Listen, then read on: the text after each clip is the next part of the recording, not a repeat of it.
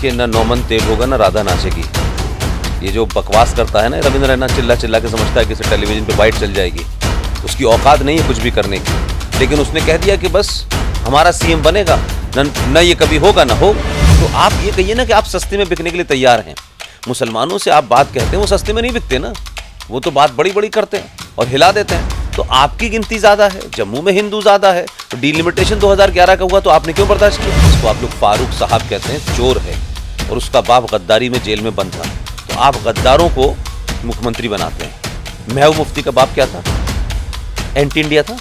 तो आप ये कहिए कि वो गद्दार भी है, चोर भी है, डकैत भी है, लुटेरा भी है, लेकिन वो अपने एजेंडे के लिए कुछ भी कह सकता है ना। तो हिंदुत्व की बात करना और बड़े बड़े डायलॉग बोलना अलग बात है, और जब नीचे जाइए तो आप चप्पलें उठाते थे। महबूब मुफ्ती की इतनी औकात क्या? जो युवा अगर लीडरशिप यहाँ उत्पन्न हो रही है, जो फैक्ट पे, लॉजिक पे, इंटेलेक्चुअल बात करती है, उसको कहाँ पनपने दे रहे हैं? तो उसके लिए तो मुसलमान जिम्मेदार नहीं है, उसके लिए तो फारूक जिम्मेदार नहीं है, महबूबा जिम्मेदार नहीं है। अगर जम्मू कश्मीर के अंदर 50 भी अंकुर पैदा होते तो आज हिंदू लीडरशिप का ये हाल है। ये किसानों की नहीं प्रोटेस्ट, ये डकैतों की है। ये एक दलाल दूसरे दलालों को प्रोटेक्ट करने के लिए है। ये पंजाब के जो दलाल हैं बड़ी मंडियों के, जो उत्तर प्रदेश, बिहार, मध्य प्रदेश के किसानों के गेहूं खरीदते हैं और फिर उनको सड़ा के शराब कंपनियों को बेचते हैं। ये वो लॉबी है। सेलिब्रिटी बन जाने से अकल आ जाती क्या? वो पोर्न स्टार है, क्या कहते हैं, उसने ट्वीट कर दिया तो बहुत बड़ी बात हो गई। और कौन है सेलिब्रिटी इस देश के अंदर? आपने सेलिब्रिटी किसे मानते हैं? तैमूर की अम्मी को, वो सेलिब्रिटी है। अरे फिल्मों में काम करती है, एक डायलॉग को 20 बार रटती है, डायलॉग बोल देती है, तो उससे उनके विद्वत्ता का क्या लेना देना? देखिए, ना नौमन तेल होगा ना राधा नाचेगी। ये जो बकवास करता है ना रविंद्र रैना, चिल्ला चिल्ला के समझता है कि इसे टेलीविजन पे बाइट चल जाएगी। उसकी औकात नहीं है कुछ भी करने की, लेकिन उसने कह दिया कि बस हमारा सीएम बनेगा, न ये कभी होगा ना हो। आपका डिप्टी सीएम था तो क्या करता था? महबूबा के जूते उठाता था, स्कूटर के पीछे पीछे दौड़ता था। सीएम बन जाएगा आपका? टेलीविजन पे खड़े होकर डायलॉग बोलना, ये हो जाएगा, वो हो जाएगा, महबूबा को 4 गाली दो, अब्दुल्ला को 4 गाली दो, हिंदुओं को लगे कुछ नहीं। ये मूर्ख बनाने वाले लोग, एक नहीं कई रविंद्र रैना है, ऐसी बकवास करेंगे टेलीविजन पे जाकर के और कुछ नहीं होगा। फिर कहेंगे कि सर हमारी यूएनओ में सरकार होगी ना, तब हम कश्मीर को ये करेंगे, फिर हमारी ये सरकार होगी, फिर अमेरिका के, कुछ नहीं, बकवास। वो पूरी दुनिया की पॉलिटिक्स करते हैं मुसलमान के नाम पे। आप जम्मू के अंदर हिंदू पॉलिटिक्स नहीं कर पाते। नमस्कार, आप देख रहे हैं डॉन टू डस्क चैनल और मैं हूं शुभम लंगे। हाल ही में आप सभी ने देखा कि जम्मू की अगर बात करें तो वीर सावरकर जी के संस्थापन दिवस जम्मू की अगर बात करें तो वहाँ पे वो स्थापना करने जा रहे हैं। अगर बात करें उनके विचारों को और उनके आदर्शों को जम्मू में भी लाया जा रहा है। जम्मू जब से यूटी में तब्दील हुआ तब से कयास ये लगाए जा रहे थे कि जम्मू के अंदर बड़ी डेवलपमेंट आएगी, हर एक चीज़ मिलेगी, बट वैसा तो देखने को मिला नहीं। बट हाँ, ये जरूर मिला हमें कि वीर सावरकर जी के आदर्श जो हैं वो यहाँ हमें देखने को मिलेंगे आने वाले समय में। उन्हीं को लेके जो आज शख्स मेरे सामने बैठे हैं, आप उनको देख रहे हैं अपने विजुअल में। कहूँगा कि इन शख्स की अगर मैं बात करूँ तो हमने इनको काफ़ी बार यूट्यूब, इंस्टाग्राम, ट्विटर पर इनको कठोर से कठोर शब्द बोलते हुए देखा। चाहे सरकार अच्छा काम करेगी उसकी तारीफ करते हुए देखा, अगर कुछ गलत करती है तो उसकी आलोचना करते हुए भी हमने देखा। मैं बात कर रहा हूँ पुष्पेंद्र कुलश्रेष्ठ जी की। सर हमारे बीच में हम सीधी इन्हीं से बातचीत करेंगे। सर आपका शुक्रिया पहले तो हमें समय देने के लिए। सर जम्मू कश्मीर की बात करते हैं, आप जम्मू में आए हैं। जब जम्मू से 370-35 से हटाया गया, उस समय पार्लियामेंट में खड़े होकर हमारे होम मिनिस्टर साहब, प्रधानमंत्री जी ने साफ कहा डेवलपमेंट जाएगी, विकास का नया मॉडल जो है विकसित किया जाएगा जम्मू कश्मीर के युवाओं के लिए। सर वो चीज़ें तो अभी ग्राउंड में देखने को मिल नहीं रही हैं, लेकिन आप आए हैं एक नई विचारधारा के साथ। क्या लगता है कितना असर आने वाले दिनों में देखने को मिल सकता है? देखिए, 2 चीज़ हैं, सरकारों का एजेंडा और सरकार कब कौन सा काम करेगी, ये एक स्टेट ऑफ क्राफ्ट है।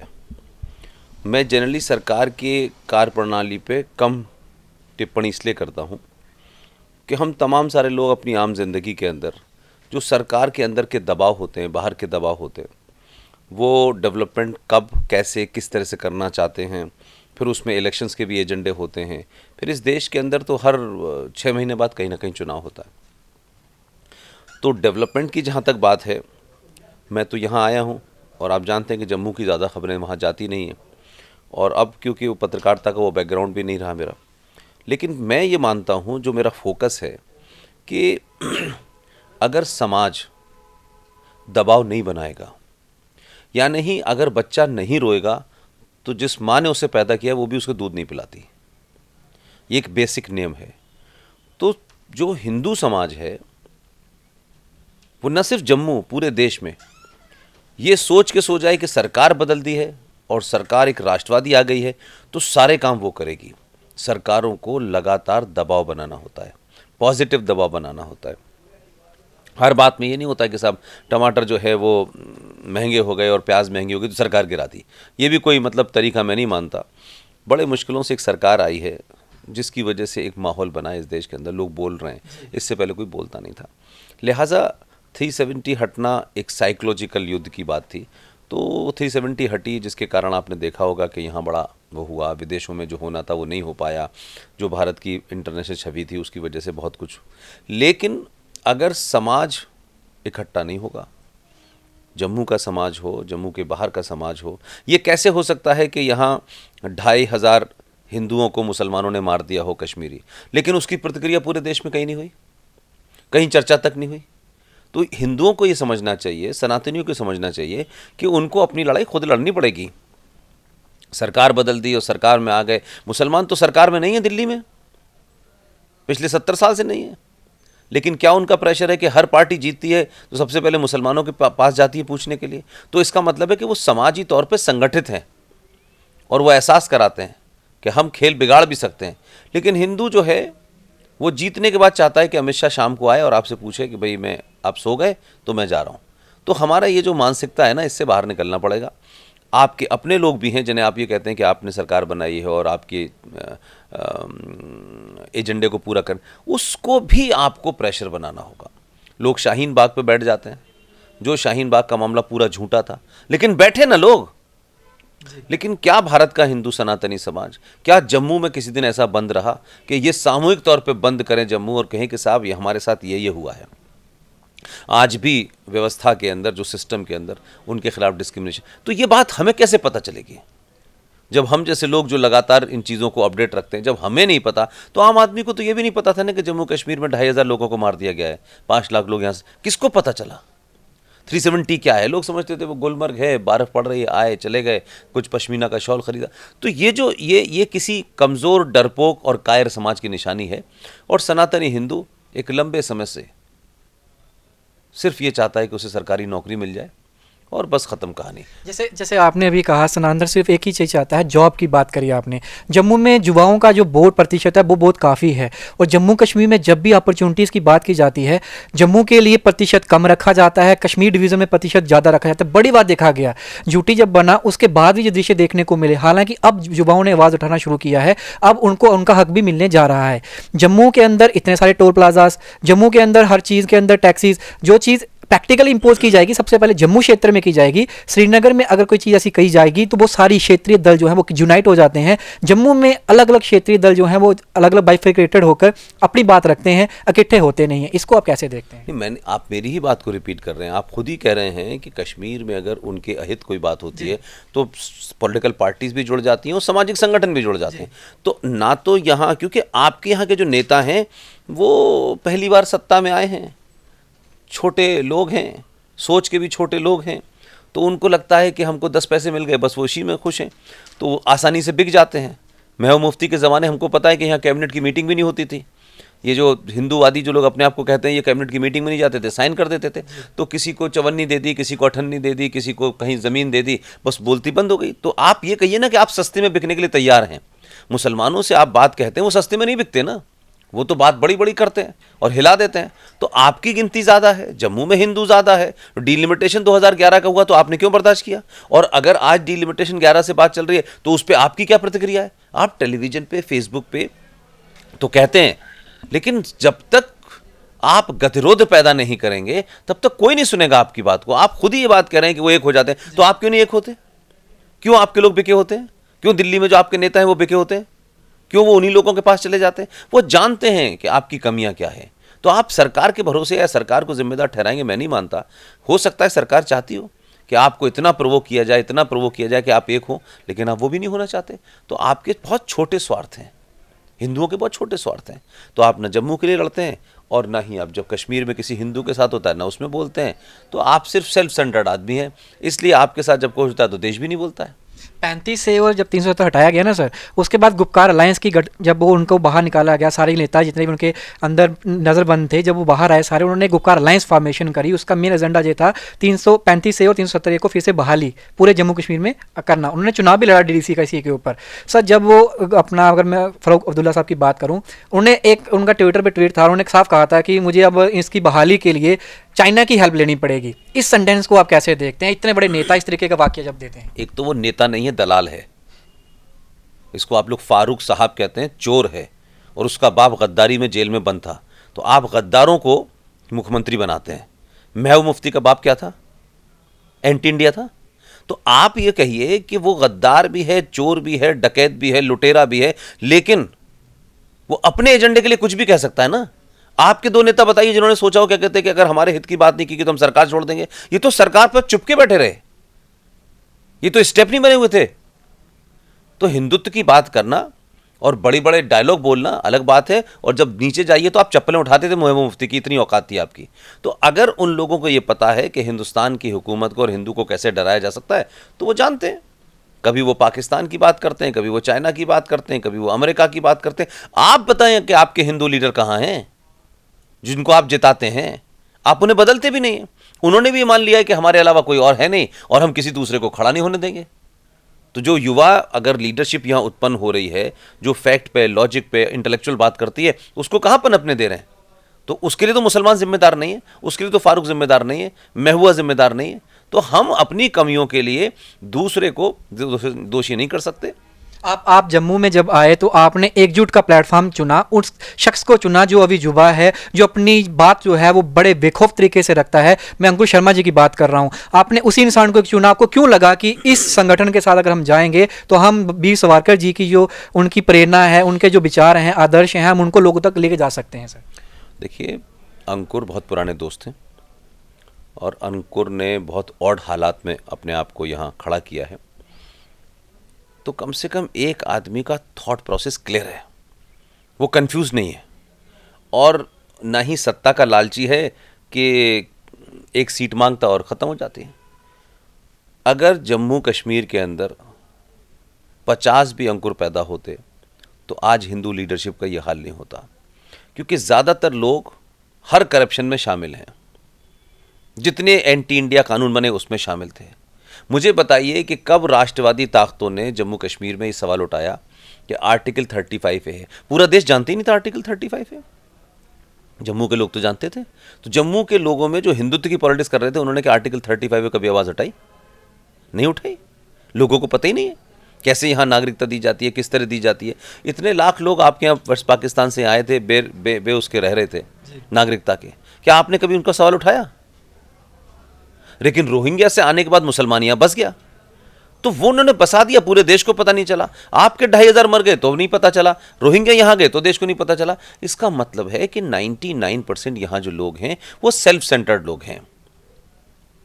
आपने जैसे अभी आप बात कर रहे हैं, तो मैं इसको अपने लीडरशिप के साथ अगर जोड़ूं तो ये देखने को मिलता है, अगर युवाओं की बात करें, अभी हाल ही में 2 से 3 विषय ऐसे रहे, जैसे कोई भी रिक्रूटमेंट निकली, मान लो बीएसएफ में रिक्रूटमेंट जो 2019 की निकली, सीआईएसएफ में निकली, उनके बच्चे भी पास कर दिए, सारे स्टैंडर्ड्स पास कर दिए, लेकिन हमारे पीएमओ साहब के हस्ताक्षर का वेट किया जा रहा है, वो नहीं कर रहे हैं, उनको अपॉर्चुनिटी नहीं दी जा रही, वो सारे पास करने के बाद भी नहीं मिल रहा। और जब अगर डेली वेजेस का मामला है, हमारे यहाँ पे भी अच्छी लोग यहाँ पे बड़े सारे बेरोजगार बैठे हुए हैं, उनको सैलरीज नहीं मिल रही। वो साफ कहते हैं कि अगर रविंद्र रैना साहब की बात करें, क्योंकि भाजपा का पक्ष वही रखते हैं आमतौर पर देखा गया, वो साफ कहते हैं जिस दिन भाजपा का सीएम बनेगा, हम सारे जितने भी पीछे लोग हैं हम उनको रोजगार देंगे, और आने वाले समय में जितने भी टोल प्लाजा, जितनी भी चीज़ें हैं हम सारी हटा देंगे, लेकिन जब सीएम बनेगा तब, मैं वादा करता हूं। इसको कैसे देखते हैं? देखिए, ना नौमन तेल होगा ना राधा नाचेगी। ये जो बकवास करता है ना रविंद्र रैना, चिल्ला चिल्ला के समझता है कि इसे टेलीविजन पे बाइट चल जाएगी, उसकी औकात नहीं है कुछ भी करने की। लेकिन उसने कह दिया कि बस हमारा सीएम बनेगा, न ये कभी होगा ना होगा। इसलिए वो एक ऐसा एजेंडा कर दो कि दुनिया में कभी सिचुएशन ही नहीं हो। आपका डिप्टी सीएम था तो क्या करता था? महबूबा के जूते उठाता था, स्कूटर के पीछे पीछे दौड़ता था। सीएम बन जाएगा, आपका सीएम बन जाएगा, उसका मतलब है कि आप लगे रहिए इसी काम में। वो डिलिमिटेशन का वेट कर रहे हैं कि उसके बाद हमारी सत्ता मिल जाएगी। तो भाई डील में जाए ना, दिल्ली में सरकार किसकी है? कौन तय कर रहा है? केंद्र की सरकार चल रही है ना, तो वहां जाके कराए ना। यहाँ पे लोग, यहाँ के नागरिक क्या करेंगे, जम्मू के हिंदू क्या करेंगे इस काम के लिए? टेलीविजन पे खड़े होकर डायलॉग बोलना, ये हो जाएगा वो हो जाएगा, महबूबा को 4 गाली दो, अब्दुल्ला को 4 गाली दो, हिंदुओं को लगे कुछ नहीं, ये मूर्ख बनाने वाले लोग हैं। ऐसे ऐसे लोगों को बेनकाब करना चाहिए और धक्के मार के हटा देना चाहिए। क्यों जम्मू कश्मीर के लोग अंकुर शर्मा जैसे लोगों के पीछे नहीं खड़े होते? क्योंकि आदत बन गई है ना आपकी सबकी कि नहीं नहीं बस हमें ऐसी ठीक है। वो एक्सप्लॉइट कर रहे हैं आपको। एक बार आप ऐसे लोगों को बाहर करिए, 50 लोग खड़े हो जाएंगे, लेकिन आप बाहर नहीं करते। छोटे छोटे छोटे छोटे इंटरेस्ट हैं, उस पर हिंदू पॉलिटिक्स चल रही है। वो पूरी दुनिया की पॉलिटिक्स करते हैं मुसलमान के नाम पे, आप जम्मू के अंदर हिंदू पॉलिटिक्स नहीं कर पाते। तो कायरता और लालच तो आप में भरा हुआ ना। एक नहीं कई रविंद्र रहना है। ऐसी बकवास करेंगे टेलीविजन पे जा करके और कुछ नहीं होगा।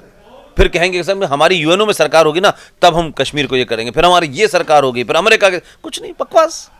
आखिर में एक चीज़ जानना चाहता हूँ आपसे, और आप मुझे ये बताएं, पूरे देश में एक नैरेटिव जो अभी फैलाया भी जा रहा है, और किसान बिल मैं इस पे बात करने जा रहा हूँ आपसे, क्योंकि 3 बिल पास हुए हैं पूरे देश के किसानों की अगर बात करें तो अब ऐसा नैरेटिव हो गया है कि उनको मजबूरन प्रोटेस्ट पे बैठना पड़ रहा है। सरकार और किसानों के बीच में गैप बनता जा रहा है, दूरी बढ़ती चली जा रही है। बातचीत बड़ी बार की गई, फिर बड़े सारे दौर चलाए गए, लेकिन कोई रिजल्ट नहीं निकल रहा है। सरकार अपनी बातों पे कायम है, किसान अपनी बात पे अड़े हुए हैं, पीछे नहीं हट रहे। आप इसको पर्सनली कैसे देखते हैं, किसान प्रोटेस्ट को? ये किसानों की नहीं प्रोटेस्ट, ये डकैतों की है। ये एक दलाल दूसरे दलालों को प्रोटेक्ट करने के लिए है।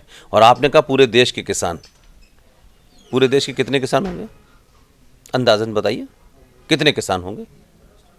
ये देश 135 करोड़ का है और ये कृषि प्रधान देश है। 1 लाख लोग बैठे हुए हैं, 50,000 लोग बैठे हुए हैं और वो ब्लैकमेल कर रहे हैं, वो गुंडागर्दी कर रहे हैं। भारत की संसद क्या है? लोकतंत्र का दरबार है। वहाँ कोई कानून बनता है तो किसी के चाहने से नहीं बनता ना। जब तक बहुमत से पास ना हो, तो पास हो गया ना। तो संसद में कौन लोग हैं? मेरे और आपके चुने हुए लोग हैं ना। तो ये कैसे होगा? क्या कहते हैं कि जब मेरा मन चाहेगा तो कहेंगे संसद के कानून हमें पसंद नहीं है, और जब मेरा मन चाहेगा तो संसद का कानून पसंद है। तो भाई मेरे, संसद तुम्हारे लिए नहीं बनी है, देश के लिए बनी है। और उन कानूनों के बारे में मैं उसकी निटी-गिटी नहीं चाहता, लेकिन उन कानून पे कहाँ बात हो रही है? कोई तो कह रहा है बक्कल निकाल देंगे, कोई 26 जनवरी पर झंडा लगा रहा है, कोई ट्रूडो की बात कर रहा है, कोई खलिस्तान की बात कर रहा है। ये पंजाब के जो दलाल हैं बड़ी मंडियों के, जो उत्तर प्रदेश, बिहार, मध्य प्रदेश के किसानों के गेहूं खरीदते हैं और फिर उनको सड़ा के शराब कंपनियों को बेचते हैं, ये वो लॉबी है। आप मुझे बताइए, हमारे देश के किसानों को ट्रूडो क्या करेगा? कनाडा का, पाकिस्तान का क्या लेना देना है? इंग्लैंड में क्या लेना देना है? ये सब वो लोग हैं जिनके पैसों के ऊपर, जिनकी हराम की कमाई के ऊपर असर पड़ने वाला है। किसानों के बिल में कुछ भी मुझे ऐसा नहीं लगता। और है तो लोगों को पता है ना, क्या देश में ऐसे लोग हैं उन्हें पता ही नहीं है? तो चंद लोग बैठ करके हंगामा कर दें। अगर आप भी यहाँ जम्मू कश्मीर में एक ऐसा हंगामा कर दें और लोग सुबह से शाम चलाने लगे और आपको बाहर से पैसा आ रहा हो और किसानों के नाम पे क्या कहते हैं वहाँ मसाजर भी लगे हों, पिज़्ज़ा भी जाए बकट रहा हो, तो यहाँ तो बहुत लोग बैठ जाएंगे आकर के। हिंदुस्तान में क्या फर्क पड़ता है? बड़े सारे सेलिब्रिटीज भी सपोर्ट कर रहे हैं। तो सेलिब्रिटी कौन होते हैं? अकल होती है सेलिब्रिटीज में? सेलिब्रिटी बन जाने से अकल आ जाती है क्या? वो पोर्न स्टार है, क्या कहते हैं, उसने ट्वीट कर दिया तो बहुत बड़ी बात हो गई। और कौन है सेलिब्रिटीज देश के अंदर? आपने सेलिब्रिटी किसे मानते हैं? तैमूर की अम्मी को, वो सेलिब्रिटी है? अरे फिल्मों में काम करती है, एक डायलॉग को 20 बार रटती है, डायलॉग बोल देती है, तो उससे उनके विद्वत्ता का क्या लेना देना है? कोई इंटेलेक्चुअल लोग हैं, उसे पता होगा क्या कहते हैं कि जो सेलिब्रिटी है कि भैया गेहूं की बात हो रही है या बाजरे की बात हो रही है, नहीं पता। लेकिन क्योंकि फैशन है, कुछ लोगों को मोदी से पर्सनल हेट्रेट है, तो उनका चलो इसमें आग लगाओ तो इसमें भी खड़े हो जाओ, सीए में भी खड़े हो जाओ, इसमें भी खड़े हो जाओ, 370 में भी खड़े हो जाओ। तो वो एक फैशन बन गया हमारे यहाँ। मैं सेलिब्रिटी वेलिब्रिटी नहीं मानता। इनका कंट्रीब्यूशन क्या है देश के लिए? खुद कमाते हैं, खुद खाते हैं और उससे देश में गंदगी फैलाते हैं। इन सेलिब्रिटीज़ ने बहुत कम होंगे जिन्होंने देश के युवाओं को इंस्पायर किया होगा नेशन के लिए। क्या फर्क पड़ता है? आपने बात मोदी जी की करी और मैं इसी से जुड़ा एक आखिरी सवाल पूछना चाहूँगा आपसे। मोदी जी के साथ जब भी कोई बात, वो कोई भी चीज़ या पॉलिसी ला रहे हैं ना, तो विपक्ष एक ही चीज़ बोल रहा है, ये हम सबका साथ सबका विकास खाली बोलते हैं, लेकिन ये हम दो और हमारे दो, अंडानी और अंबानी, उनका नाम उनके साथ क्यों जोड़ा जा रहा है? सर देखिए, पॉलिटिक्स के ये स्लोगन है, इसका कोई जवाब नहीं है। मुकेश अंबानी किसके आदमी थे? 70 साल में बीजेपी तो पहली बार आई है कि नहीं आई है? किसने पैदा किया अंबानी को? भाई आप ये कह दें कि दिल्ली में सरकार बीजेपी की 50 साल से थी तो चलो समझ में आता है। पहली बार तो सरकार इनके आते ही सब पैदा हो गए।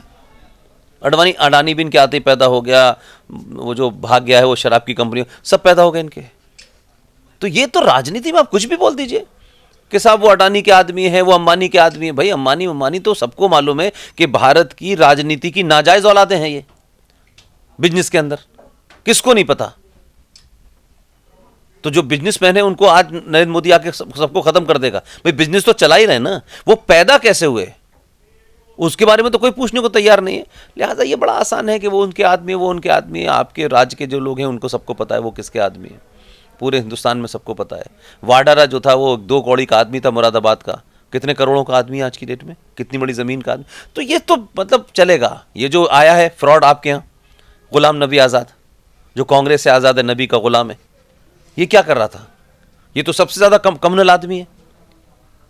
यही लाया था ना शरिया यहाँ पर, यही रोशनी एक्ट लाया था ना। लेकिन हमारे यहाँ एक आदत है लोगों को कि नहीं सब ठीक है, दूसरे की गंदगी ठीक है और अपनी सच्चाई के बारे में नहीं लोग। उनके आने से, अगर उनका नाम लिया ना आपने, तो जम्मू में एक ऐसा माहौल बनाया जा रहा है कि उनके आने से कांग्रेस की दुर्दशा जो है वो सुधर जाएगी और एक लीडरशिप जम्मू में और कश्मीर में एक ऐसा शख्स है जिसको हर एक युवा जो है वो प्यार करता है, हर एक इंसान उनको प्यार देता है। अब दुर्दशा सुधरेगी। ये कौन सा बैरोमीटर से आपने नापा कि 72 साल 75 साल के बुढ़े को हर युवा मानता है? ये कौन सा बैरोमीटर था आपका? कहाँ पे आपने देखा युवा 2-4 कूद गए उसकी याद में, अरे साहब ये आ गया फ्रॉड, हम इसके लिए जान दे दें? कहाँ से? ये सब क्रिएटेड बातें हैं, ये मीडिया भी क्रिएट करता है। अब आपने अगर ये बोला सारे युवा पीछे लगे तो पता ही लुकेंगे यार। उत्तर आप जम्मू का एक पत्रकार कह रहा है सारे युवा, कौन सा बैरोमीटर है भाई नापने का? एक आध बार चुनाव लड़ता ना, राज्यसभा में क्यों था, आए लोकसभा का चुनाव लड़े, पता चल जाएगा। तो ये नैरेटिव है, ये सब चलते हैं, इसका कोई पॉलिटिक्स में कोई लेना देना नहीं है। ये सब यूज्ड कारतूस हैं, अपने जीवन की आखिरी लौ है और कुछ नहीं है। मैंने कहा कि जम्मू के लोगों को मेरा एक ही संदेश है,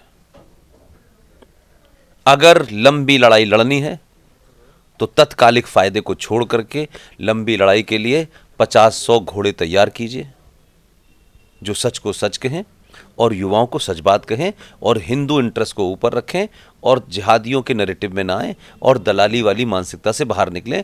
ये पूरी लीडरशिप जो है 99% दलालों की लीडरशिप है जम्मू कश्मीर में। शुक्रिया सर, आपने कीमती समय हमें दिया और मौका दिया, इतनी दूर से आप आए और हमें मौका दिया आपसे बातचीत करने का, खास बातचीत। My pleasure, thank you very much, God bless you.